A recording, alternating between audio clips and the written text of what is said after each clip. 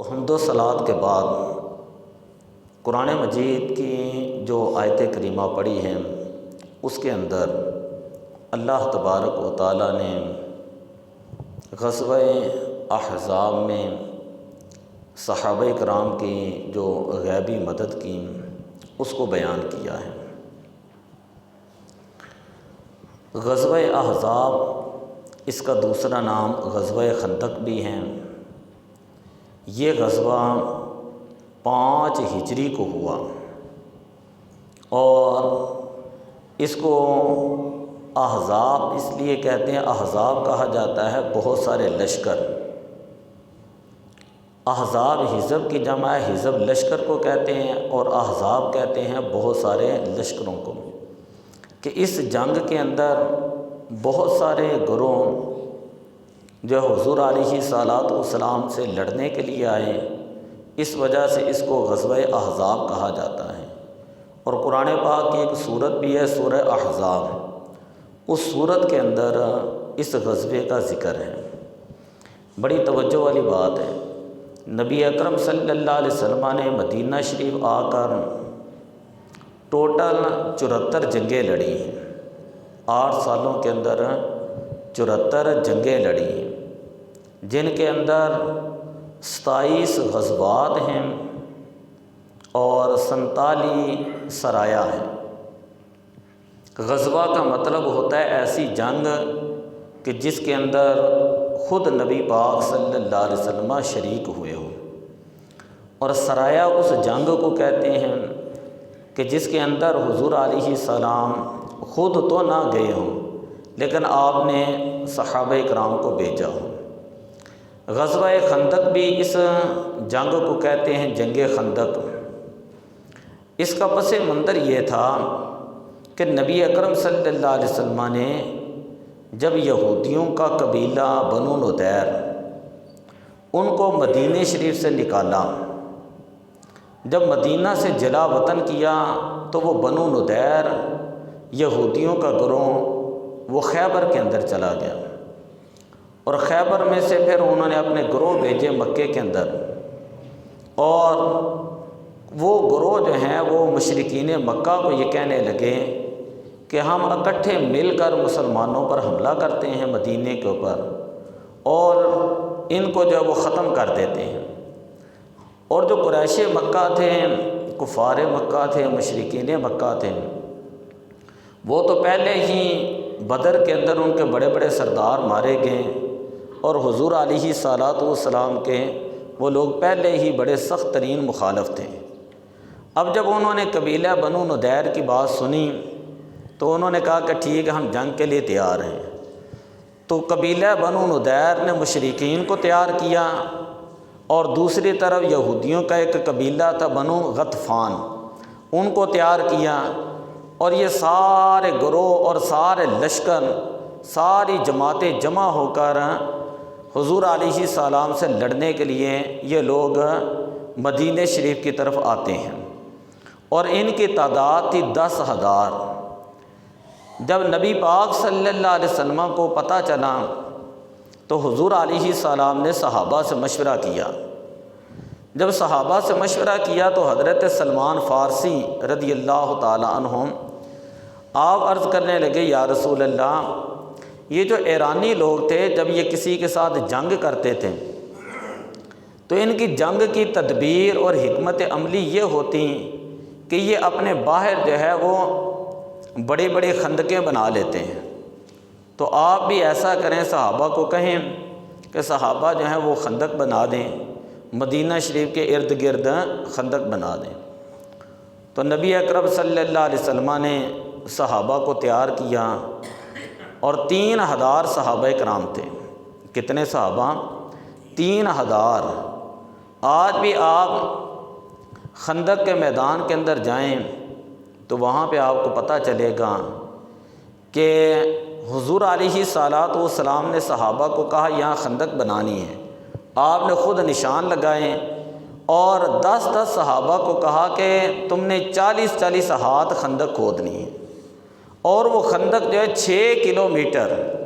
اس وقت 3.5 میل تھی، اور آج کلومیٹر کے اندر حساب لگائیں تو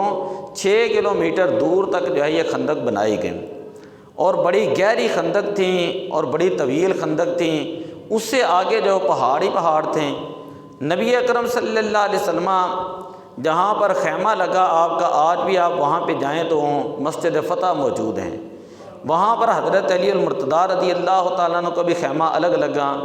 حضرت سیدنا ابوبکر صدیق رضی اللہ تعالیٰ عنہ کا خیمہ الگ لگا، اور حضرت سیدہ فاطمہ الزہرا رضی اللہ تعالیٰ عنہ کا خیمہ الگ لگا۔ آج ہر جگہ پر الگ الگ مسجد ہیں، اور سب سے بڑی جو مسجد ہے وہ مسجد خندق ہے آج کے دور کے اندر۔ جب حاجی یا عمرہ کرنے والے جاتے ہیں تو اس کی زیارت کرتے ہیں۔ خیر، یہ اتنی بڑی خندق جب تیار ہو گئی، نبی اکرم صلی اللہ علیہ وسلم آپ نے خود جو ہے اس کے اندر حصہ لیا۔ اب یہاں سے بڑی پتہ کی باتیں ہیں۔ حضور علیہ السلام نے اس جنگ کے اندر، اس خندق کو کھدائی کرنے کے اندر خود حصہ لیا، اور صحابہ کرام کے ساتھ حضور علیہ السلام نے بھی اپنے پیٹ مبارک کے اوپر پتھر باندھے۔ صحابہ نے عرض کی یا رسول اللہ، بھوک کی وجہ سے ہم جو ہے وہ کمزور ہو چکے ہیں، تو اپنے جسموں سے جب انہوں نے کپڑے اٹھائے تو انہوں نے پتھر باندھے ہوئے تھے، تو حضور علیہ السلام نے اپنے پیٹ مبارک سے کپڑا اٹھایا تو اس پہ ایک نہیں بلکہ 2 پتھر جو ہے وہ باندھے ہوئے تھے۔ حضور علیہ السلام بنفس نفیس آپ صلی اللہ علیہ وسلم وہ خندق کھودتے رہے۔ اب یہاں پر ایک شخص نے کہا کہ نبی پاک صلی اللہ علیہ وسلم ہمیں یہ کہتے ہیں کہ تم روم کو فتح کرو گے، اتنی بڑی فتوحات جو ان کی خبر دیتے ہیں، غیب کی خبریں دیتے ہیں، اور اب ہمارا حال یہ ہے کہ ہم اتنے ڈرے ہوئے ہیں کہ قضائے حاجت کے لیے بھی نہیں جا سکتے۔ نبی اکرم صلی اللہ علیہ وسلم نے دیکھا کہ صحابہ جو ہیں ایک چٹان توڑ رہے تھے، اور وہ صحابہ سے چٹان ٹوٹ نہیں رہی تھی، کدال جو ہیں وہ ٹوٹ رہے تھے۔ تو حضور علیہ السلام نے خود کدال پکڑا اور آپ نے 3 ضربیں لگائیں۔ جب پہلی ضرب لگائی تو وہاں سے ایک روشنی ظاہر ہوئی، آپ نے فرمایا الحمدللہ۔ جب دوسری ضرب لگائی وہاں سے روشنی ظاہر ہوئی، فرمایا الحمدللہ۔ جب آپ نے تیسری ضرب لگائی وہاں سے روشنی نکلی تھوڑی سی، آپ نے فرمایا الحمدللہ۔ صحابہ نے عرض کی یا رسول اللہ کہ آپ نے الحمدللہ کہا اور یہ روشنی جس طرح ہوتا ہے چنگاڑیاں نکلنا، تو یا رسول اللہ کس وجہ سے آپ نے الحمدللہ کہا؟ تو حضور علیہ السلام نے فرمایا کہ جب میں نے پہلے ہی ضرب لگائی تو جبریل آئے اور آ کر خبر دیں کہ اللہ کے پیارے نبی مبارک ہوں، آپ کی امت جو ہے وہ یمن کو فتح کرے گی، آپ کی امت یمن کو فتح کرے گی۔ جب میں نے دوسری ضرب لگائی تو پھر دوبارہ جبریل آئے، آ کر عرض کی یا رسول اللہ مبارک ہوں، آپ کی امت جو ہے وہ شام کو فتح کرے گی۔ فرمایا میں نے شام اور اس کے محلات کو دیکھا۔ مدینہ شریف میں کھڑے ہو کر آپ فرماتے میں نے شام کے محلات کو دیکھا، اور جب آپ نے تیسری ضرب لگائی تو حضور علیہ السلام نے فرمایا کہ مجھے ایران دکھایا گیا، مجھے فارس دکھایا گیا، اور جبریل نے کہا کہ آپ کی امت جو ہے وہ جو فارس کو فتح کرے گی، ایران کو فتح کرے گی۔ ایران کو اس وقت فارس کہتے تھے،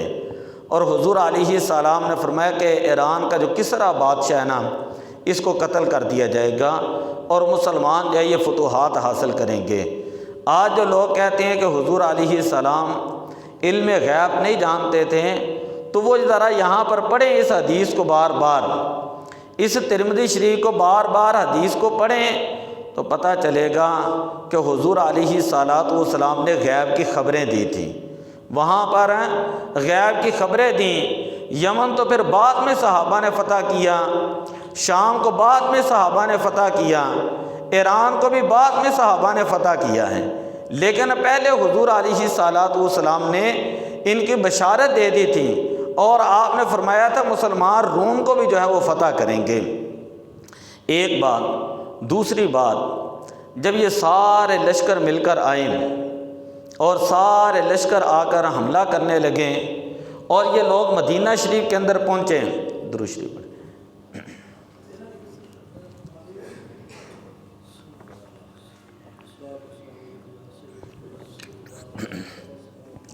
جب یہ لوگ مدینہ شریف کے اندر پہنچے تو مدینہ پاک کے سے باہر قریش، بنو نضیر اور غطفان، یہ جو یہودیوں کے دوسرے قبیلے تھے، یہ دیکھ کر بڑے حیران ہوئے اور کہنے لگے کہ یہ بڑی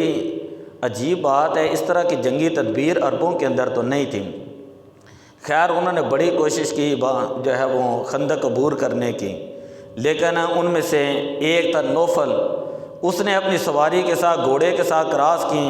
تو صحابہ نے اس کو قتل کر دیا۔ اور ایک شخص تھا جو بڑا شاہ سوار تھا ان کا، جس کا نام تھا عمر بن عبد with, Umar bin Abdul with تھا، وہ جو ہے وہ خندق کے اندر آ گیا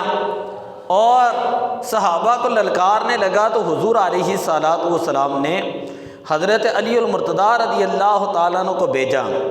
کہ علی تم جا کر اس کا مقابلہ کر کے آؤ۔ حضرت علی المرتضیٰ شیر خدا حیدر کرار رضی اللہ تعالیٰ عنہ آپ خندق کے اندر گئے اور کافی دیر لڑتے رہے۔ جب عمر بن عبد ود کو آپ نے قتل کر دیا تو حضور علیہ الصلوۃ والسلام نے فرمایا کہ کافر جو ہے مارا گیا ہے۔ 3 کافر مارے گئے، 6 اس جنگ کے اندر صحابہ شہید ہوئے۔ آخر کار حضور علیہ الصلوۃ والسلام جو ہے اللہ کی بارگاہ میں دعا کر رہے تھے، اور یہ اتنی سخت جنگ تھی، ادھر سے صحابہ تیر برسا رہے تھے، اتنی سخت جنگ تھی کہ یہ وہ جنگ ہے کہ جس کے اندر نبی پاک صلی اللہ علیہ وسلم کی 3 نمازیں قضا ہوئی ہیں، ظہر کی نماز، عصر کی نماز اور مغرب کی نماز۔ ان تینوں نمازوں کو نبی پاک صلی اللہ علیہ وسلم نے سحری کے وقت عشاء کی نماز کے ساتھ جو صحابہ کے ساتھ پڑھا، اور اس کے بعد حضور علیہ الصلوۃ والسلام نے پھر دعائے ضرر فرمائی، اور حضور علیہ السلام نے دعا فرمائی کہ اے اللہ یہ میرے جو صحابہ ہیں ان کی غیبی مدد فرما، اور یہ جو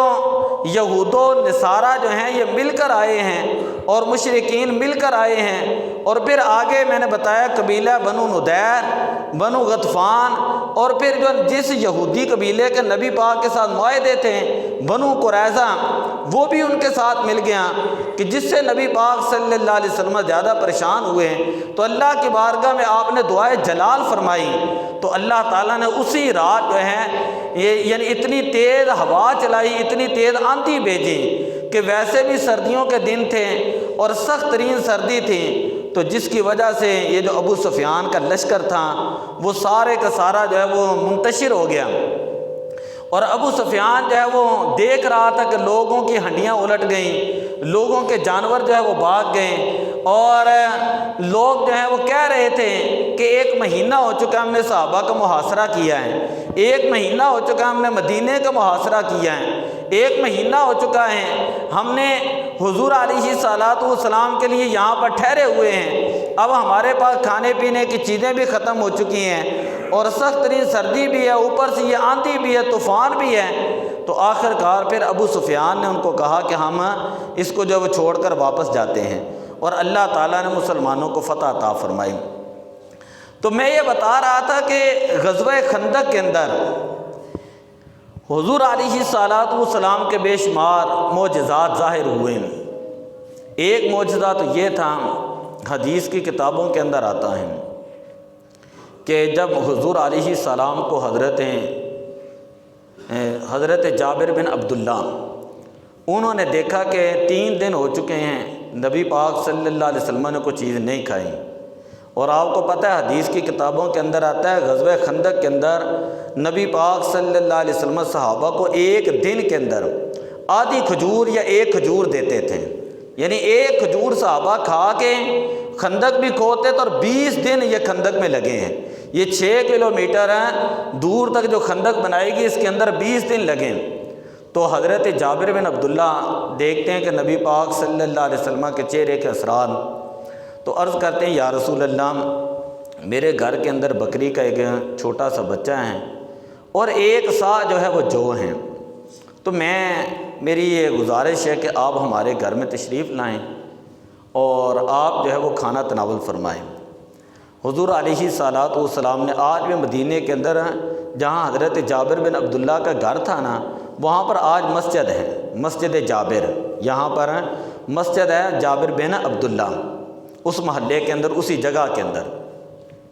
تو حضور علیہ الصلوۃ والسلام نے حضرت جابر سے فرمایا کہ اے جابر، اپنے گھر جا کے کہہ دو کہ جب تک میں نہ آؤں تم نے ہانڈی جو ہے وہ نیچے نہیں اتارنی، اور فرمایا جب تک میں نہ آؤں تم نے تندور کے اندر روٹیاں نہیں لگانی۔ اور پھر حضور علیہ الصلوۃ والسلام نے تمام صحابہ کو کہا کہ صحابہ، حضرت جابر تمہارے بھائی نے تمہاری دعوت کی ہے، اور حضور علیہ الصلوۃ والسلام صحابہ کو لے کر گئے۔ ان کے حضرت جابر بن عبداللہ کی بیوی نے جب دیکھا کہ یہ تو اتنا بڑا لشکر ہے، تو کہا کہ اب ہم ان کو کھانا کیسے پورا کریں گے؟ کیا تم نے نبی پاک کو بتایا نہیں تھا کہ کھانا تو 2-4 آدمی کے لیے، 5-10 آدمی کے لیے بنے گا؟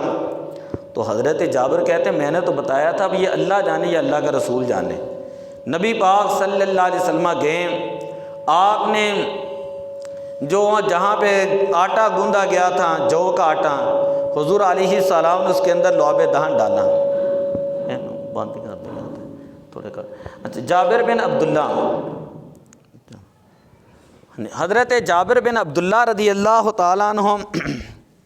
حضرت جابر بن عبداللہ رضی اللہ تعالیٰ عنہم، ان کے گھر جب نبی پاک صلی اللہ علیہ وسلم تشریف لے کر گئے تو آپ صلی اللہ علیہ وسلم نے آٹے کے اندر اپنا لعاب مبارک ڈالا، اپنا لعاب دہن ڈالا، اور جس ہنڈیا کے اندر کھانا بنایا جا رہا تو اس کے اندر اپنا لعاب ڈالا، اور حضور علیہ السلام نے فرمایا کہ اب یہ روٹیاں لگاؤ، اور حضرت جابر کو کہا کہ 10-10 صحابہ کو بلاؤ، 20-20 صحابہ کو بلاؤ اور آ کر کھانا کھا کے جاتے رہیں۔ تو 3000 کا لشکر تھا، انہوں نے حضرت جابر بن عبداللہ رضی اللہ تعالیٰ عنہ کے گھر کے اندر کھانا کھایا، اور جب بعد میں اس طرح ہانڈی سے اس طرح یعنی ہانڈی کو دیکھا بعد میں، تو ڈھکن اٹھا کے دیکھا تو وہ جو اس کے اندر سالن تھا وہ ویسے کا ویسا تھا، اور جو آٹا تھا وہ ویسے کا ہی ویسا تھا۔ تو اعلیٰ حضرت فرماتے ہیں کہ جس سے کھاری کنویں شیرہ جاں بنے، اس زلال حلاوت پہ لاکھوں سلام۔ یہ نبی پاک صلی اللہ علیہ وسلم کا معجزہ مبارک تھا۔ آپ کو پتہ ہے کہ اللہ تعالیٰ نے ہر نبی کو کوئی نہ کوئی معجزہ دیا ہے، ہر نبی کو کوئی نہ کوئی معجزہ دے کر بھیجا ہے۔ اور دوسری بات قابل غور یہ ہے، اللہ نے ہمیشہ جس نبی کو جو معجزہ دیا ہے، یہ وہی معجزہ دیا ہے کہ جس کے اندر اس نبی کی قوم جو ان کو کمال حاصل تھا، تاکہ اس نبی کے معجزے کا توڑ نہ ہو سکے۔ مثلا حضرت موسیٰ علیہ السلام ہیں، ان کی قوم کے اندر جادو بڑا تھا،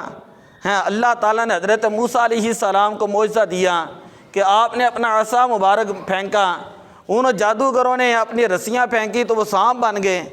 ادھر سے حضرت موسیٰ علیہ السلام نے عصا پھینکا، اژدہا بن گیا، اور اژدہا بن کر تمام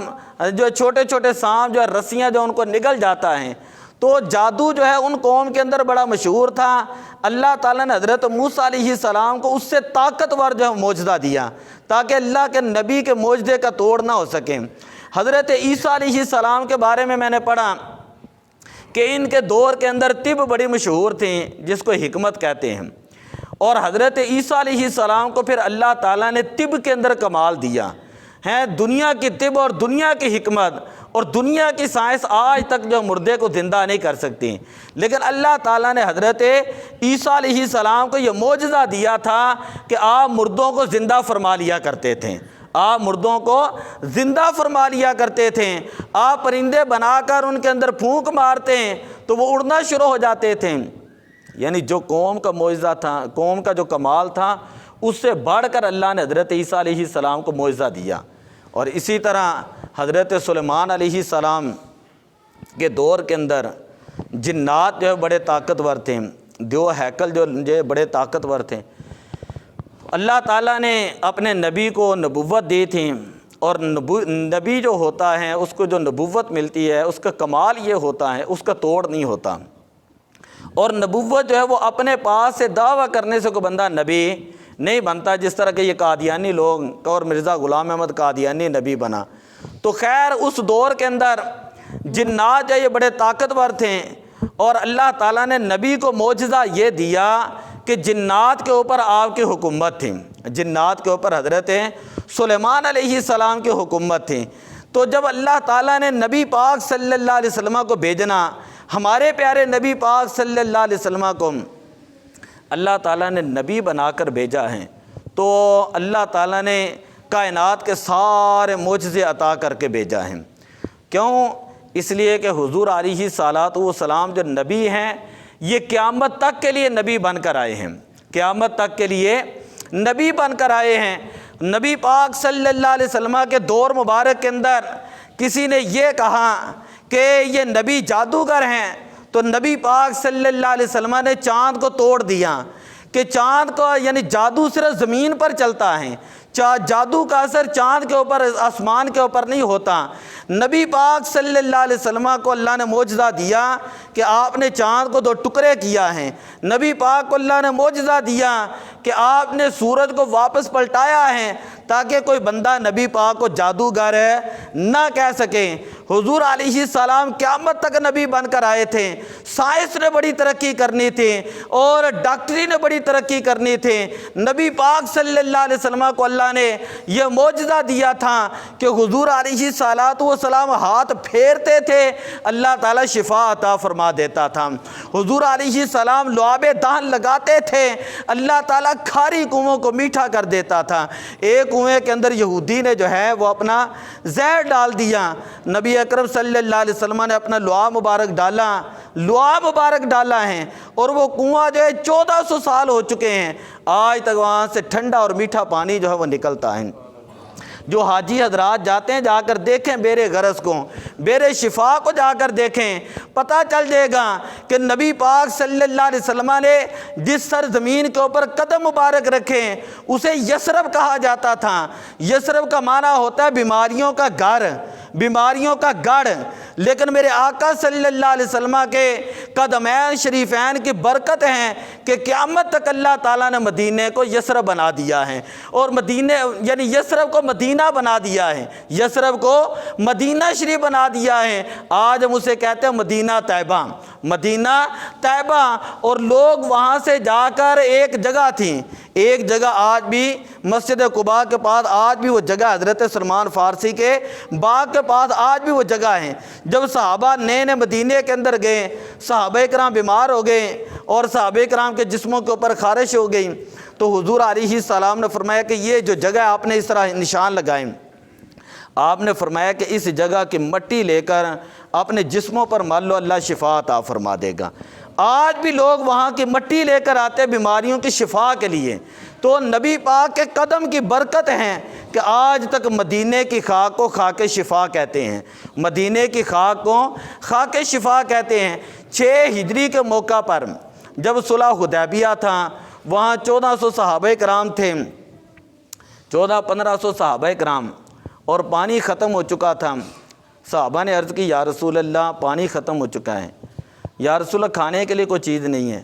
تو حضور علیہ السلام نے فرمایا کہ ایک پیالے کے اندر کو تھوڑا سا لے آؤ۔ صحابہ نے عرض کی یا رسول اللہ جس پانی سے آپ وضو کر رہے ہیں نا، پیالے کے پانی سے، یہ جو تھوڑا سا پانی یہی صرف پانی ہے۔ تو حضور علیہ السلام نے اس طرح اپنا دست رحمت، دست شفا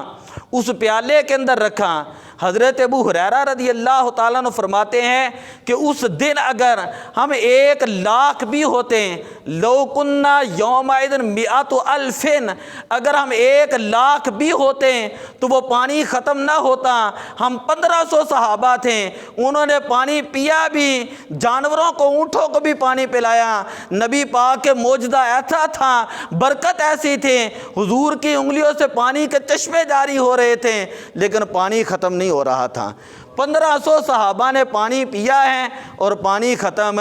نہیں ہوا۔ یہی حضرت ابو ہریرہ رضی اللہ تعالیٰ نے بیان کرتے ہیں کہ مجھے بڑی بھوک لگی، میں حضور علیہ السلام کے پاس آیا کہ شاید کو مجھے جو ہے کوئی صحابی جو ہے وہ کھانے کے لیے پوچھ لیں۔ فرماتے ہیں کہ میں آ کر مسجد نبوی شریف،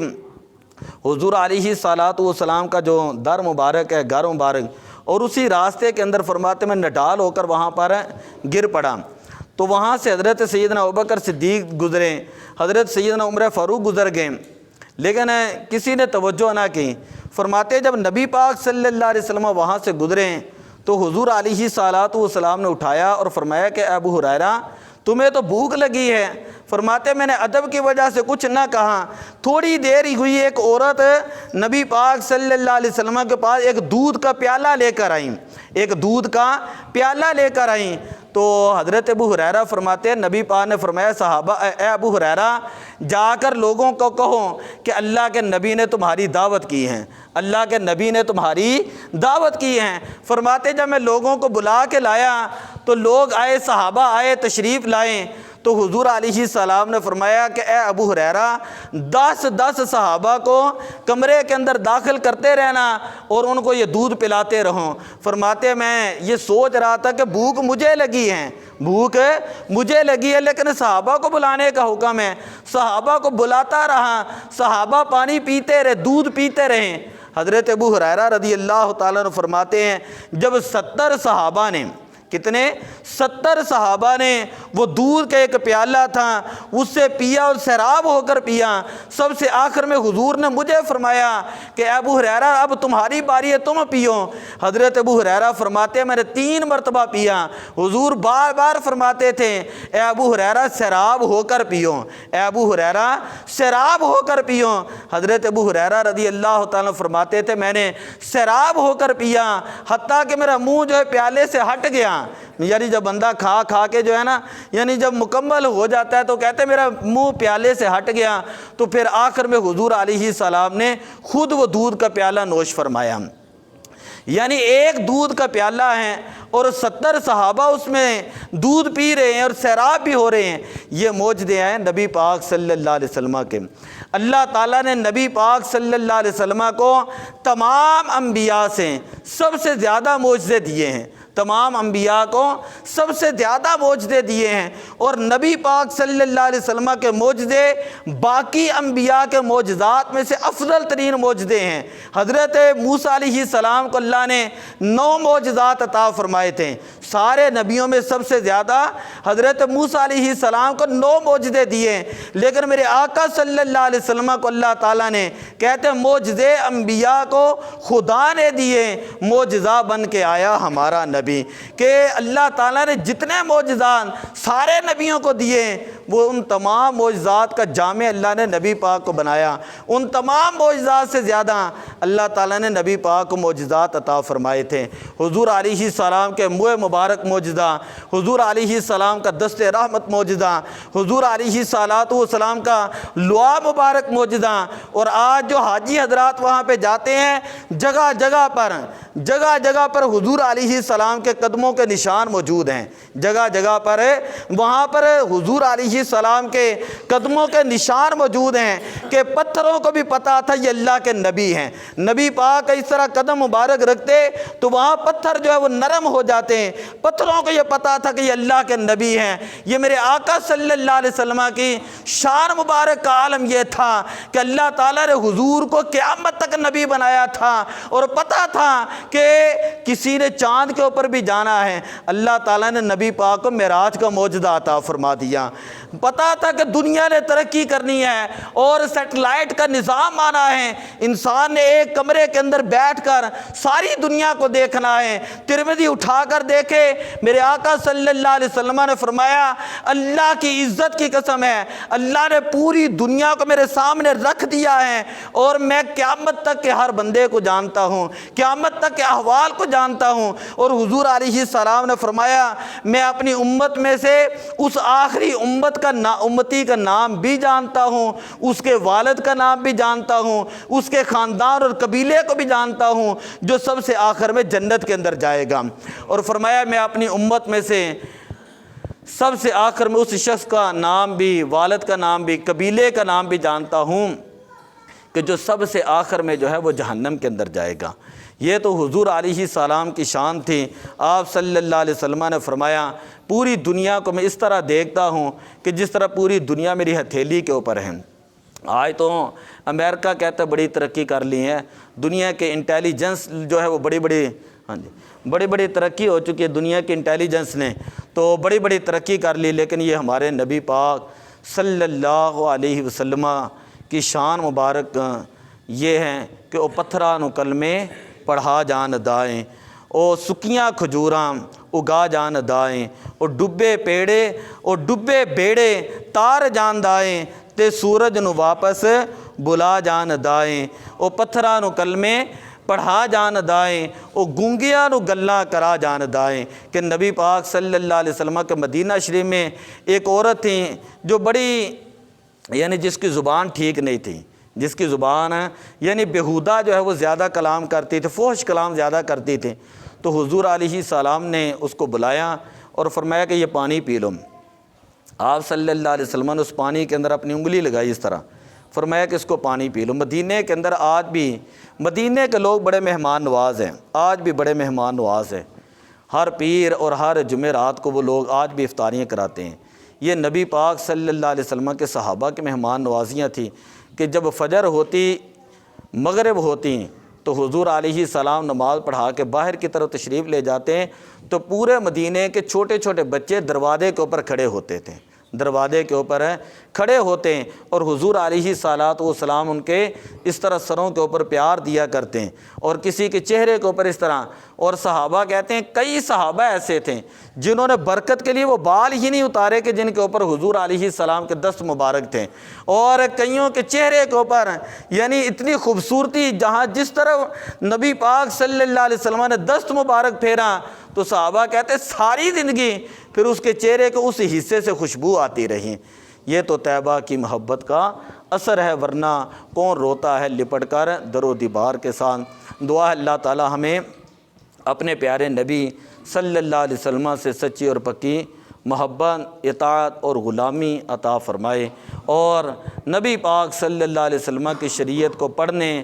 سمجھنے، عمل کرنے کی توفیق عطا فرمائے۔ حضور علیہ السلام نے فرمایا اپنی اولادوں کو 3 چیزیں سکھاؤ، ایک میری محبت، ایک قرآن کی محبت، اور ایک میری آل کی محبت۔ تو دعا اللہ عمل کی توفیق عطا فرمائے۔